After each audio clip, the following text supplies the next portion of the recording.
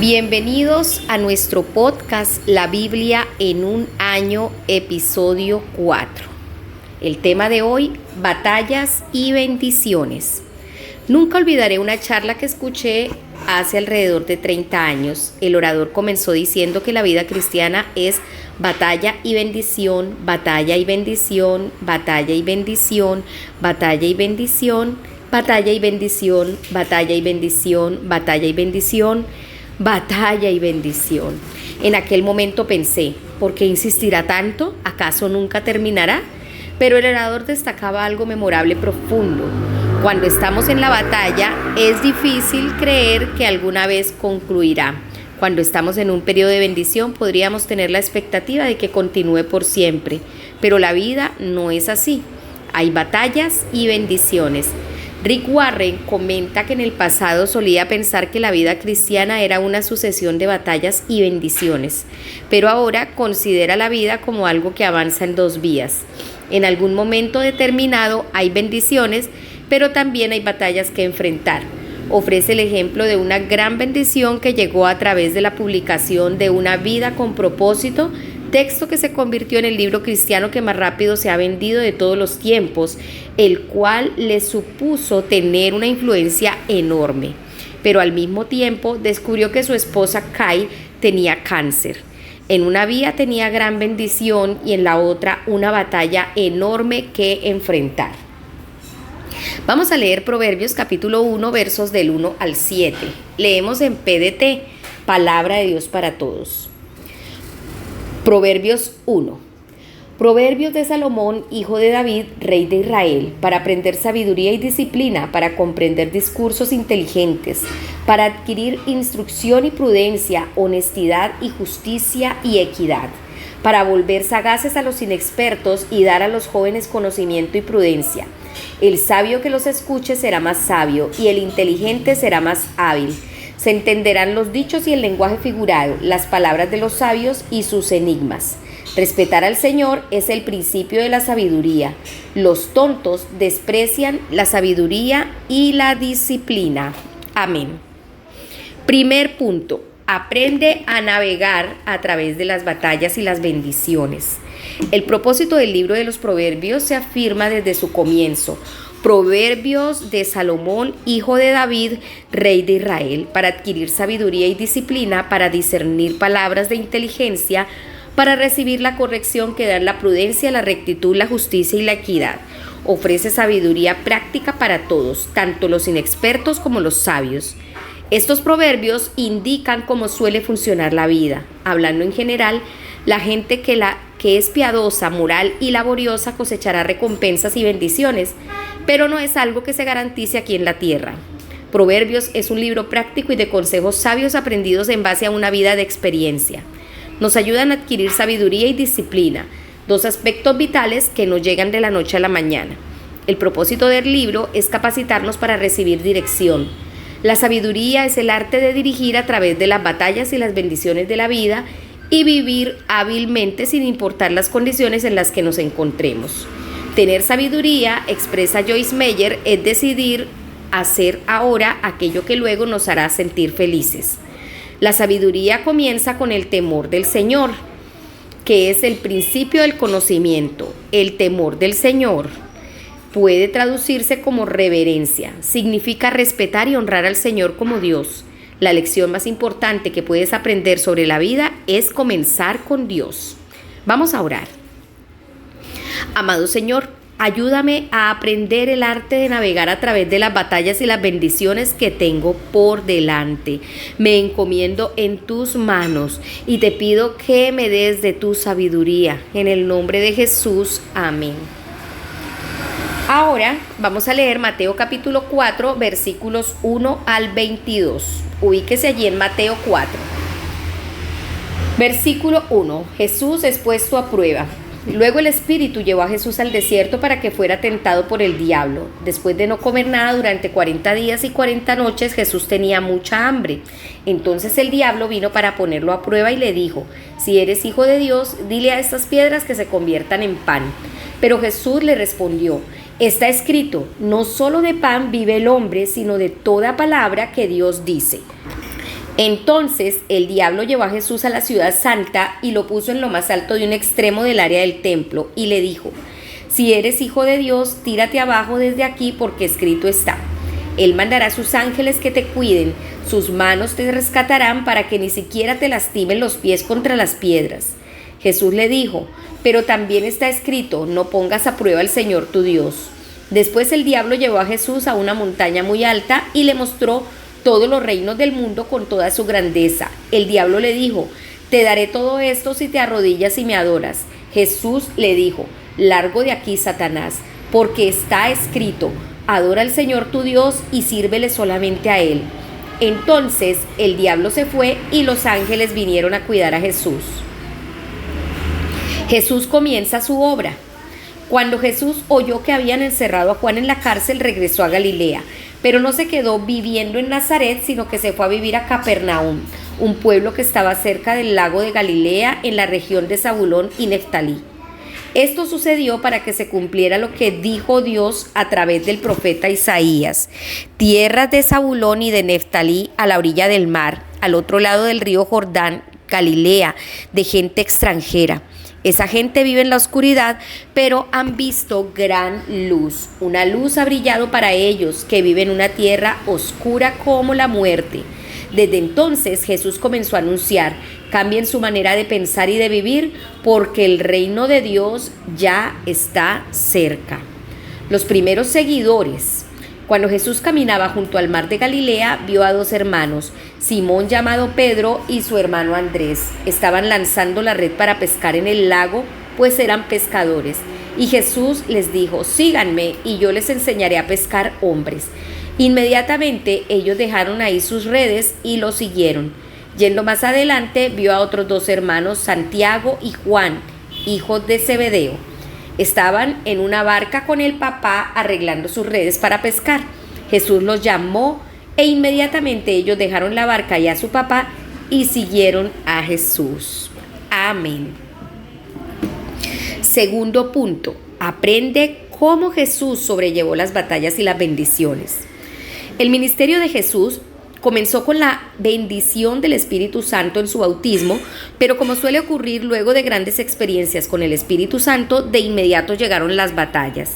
Luego el Espíritu llevó a Jesús al desierto para que el diablo lo pusiera a prueba. Las tentaciones empezaron con las palabras: si eres hijo de Dios. El diablo tentó a Jesús para que presumiera de su identidad y por ende pusiera a prueba a su Padre. A veces el diablo se aproxima a nosotros y nos dice: si eres cristiano, entonces eres mejor que los demás. O si Dios perdona todo, no importa cómo vivas. Debes responder de acuerdo al ejemplo de Jesús. Jesús enfrentó 3 tentaciones poderosas. La primera, la gratificación instantánea, es financiera. Hay ciertas cosas que ofrecen gratificación instantánea, pero luego te dejan con una sensación de vacío. Jesús se había preparado mediante el ayuno durante 40 días y 40 noches.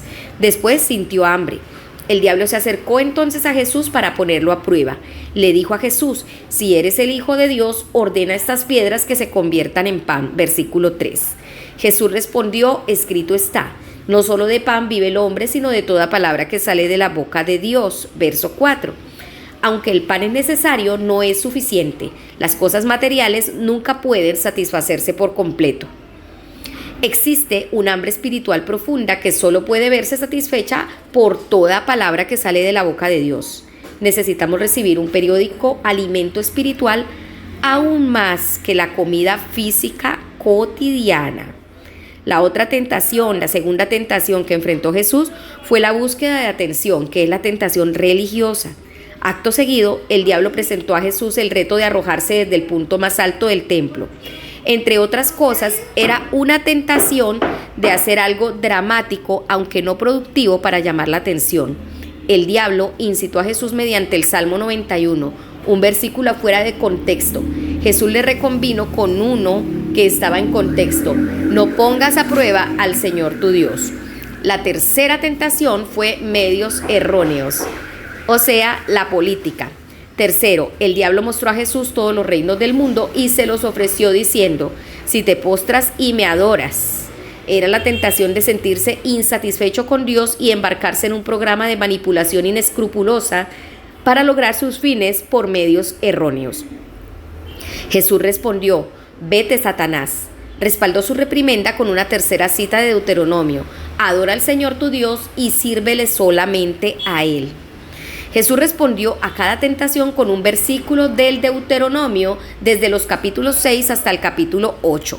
Quizá durante aquel tiempo en el desierto había estado estudiando esos capítulos. Explorar la Biblia permitirá que sus páginas te revelen el carácter de Dios y su cuidado amoroso por ti, profundizando tu relación con Él.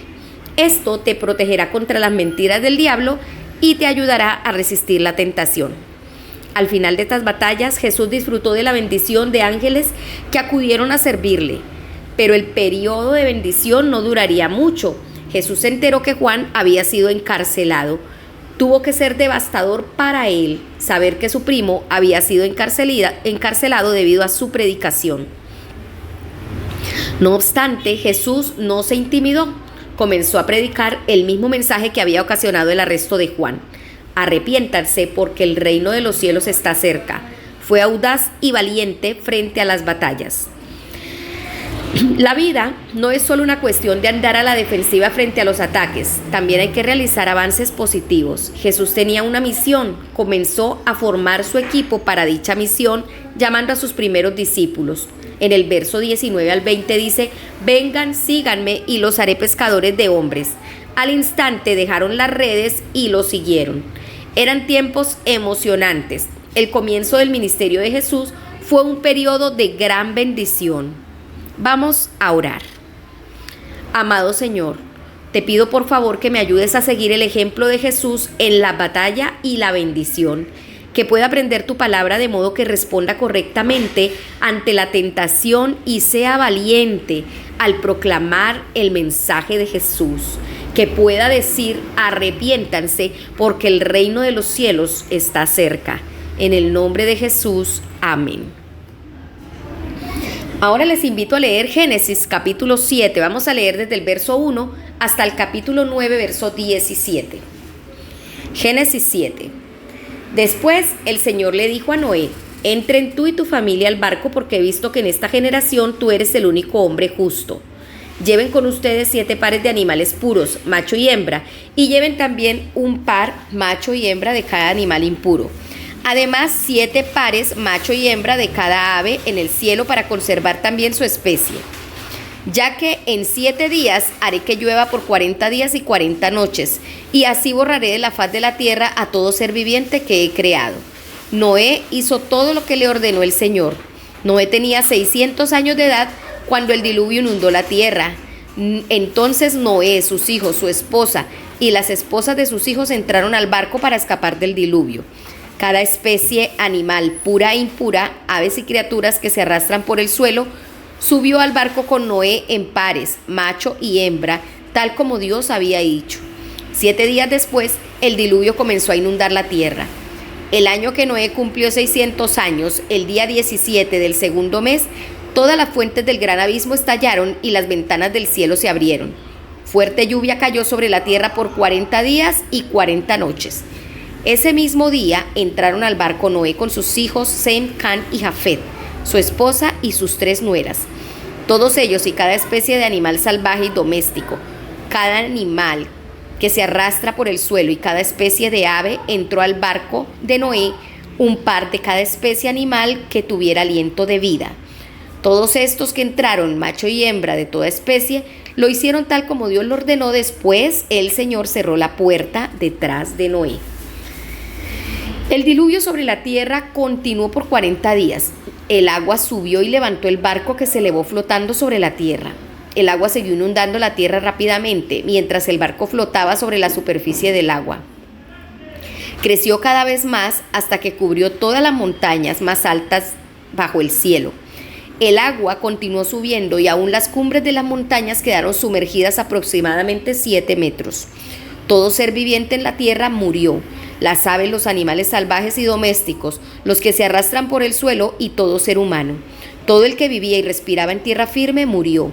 Así Dios borró a todo ser viviente de la faz de la tierra, seres humanos, animales, criaturas que se arrastran y aves. Todos fueron destruidos en la tierra, solo quedaron Noé y los que estaban con él en el barco. El agua se mantuvo a ese nivel durante 150 días. Capítulo 8. Termina el diluvio. Entonces Dios se ocupó de Noé y de todos los animales salvajes y domésticos que estaban con él en el barco. Hizo que un viento soplara sobre la tierra y el agua comenzó a evaporarse. Las fuentes de la tierra y las ventanas del cielo se cerraron y dejó de llover. El agua comenzó a bajar poco a poco. Al cabo de 150 días, el agua ya había bajado lo suficiente y así en el día 17 del mes séptimo, el barco se detuvo sobre las montañas de Ararat. El agua siguió bajando hasta el 10º mes.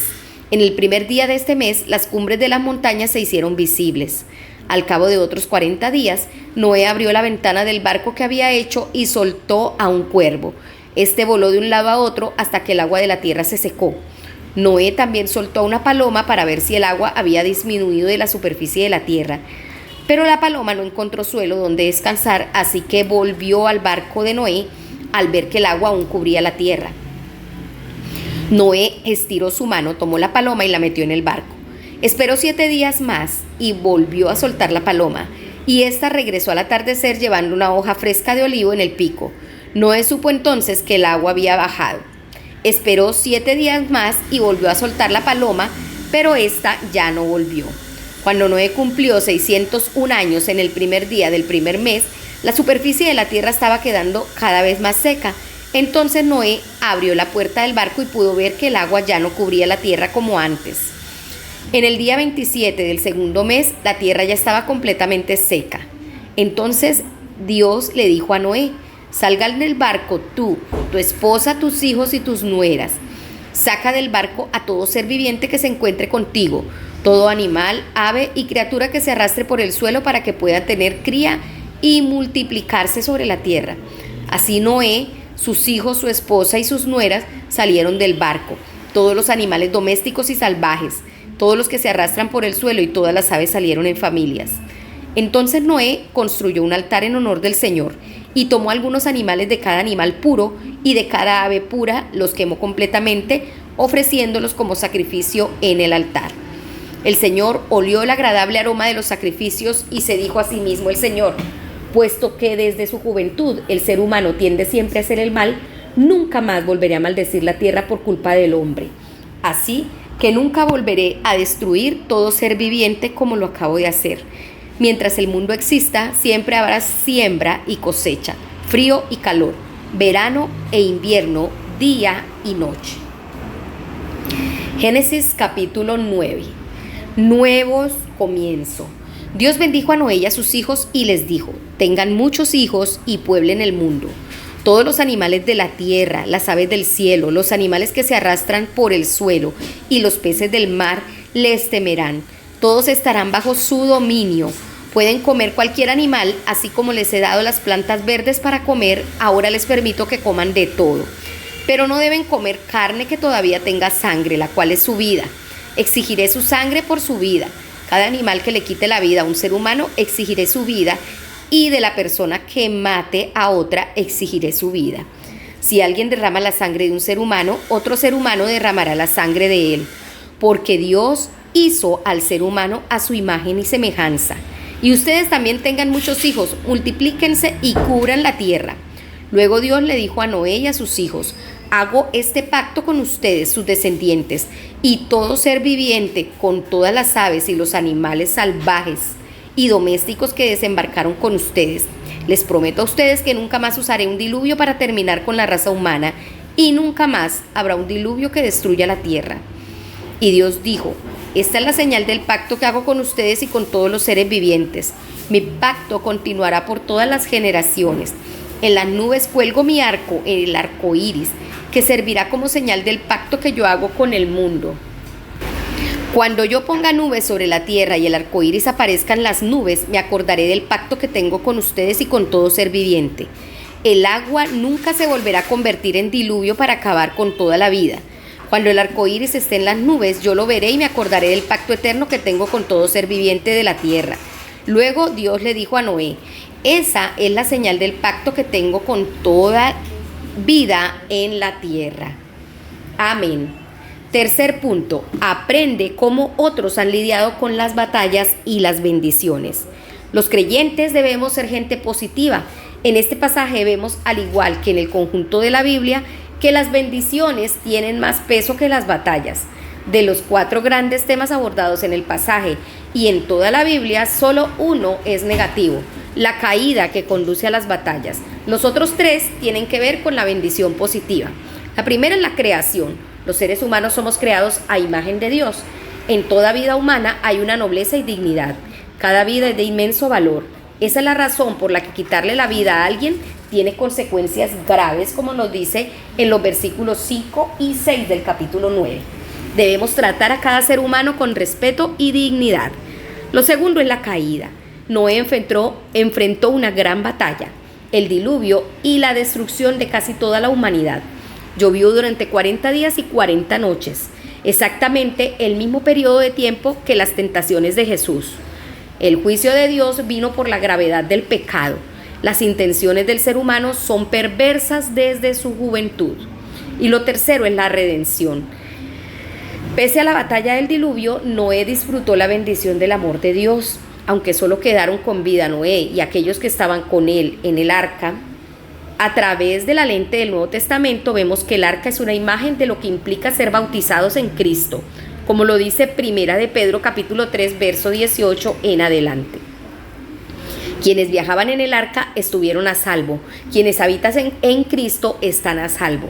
Dios bendijo a Noé y a sus hijos y dijo: sean fecundos, multiplíquense y llenen la tierra. Lo dijo en el capítulo 9, verso 1 del Génesis, que acabamos de leer. Lo cuarto es la glorificación. Dios estableció un pacto con ellos. Al contemplar un arco iris, vemos un recordatorio del pacto de Dios con nosotros. Compromiso que en última instancia lo llevó a la cruz, la sangre del nuevo pacto. Es un pacto para siempre, hacia la eternidad. Vamos a orar. Amado Señor, quiero darte gracias porque en última instancia tus bendiciones sobrepasarán las batallas. Ayúdame a recordar que mis batallas leves y momentáneas me reportan una gloria eterna que sobrepasa largamente mis circunstancias difíciles, así como lo dice 2 Corintios 4:17, que las tribulaciones o las aflicciones del tiempo presente no son comparables con la gloria venidera que ha de manifestarse en nosotros. Tú eres esa gloria y te agradezco por eso. En el nombre de Jesús, amén. La pastora Pipa añade, Génesis 7:8, ciertamente Noé era un anciano, tenía 600 años de edad cuando comenzó su vida laboral. Nunca es demasiado tarde. Bueno, amados, recordemos que este devocional fue escrito por el pastor Nicky Gumbel de la iglesia HTB en Londres y la voz de este podcast es de Marisol Rojas. Recordemos que si estamos viviendo una batalla, pronto viene la bendición. Que el Señor les bendiga.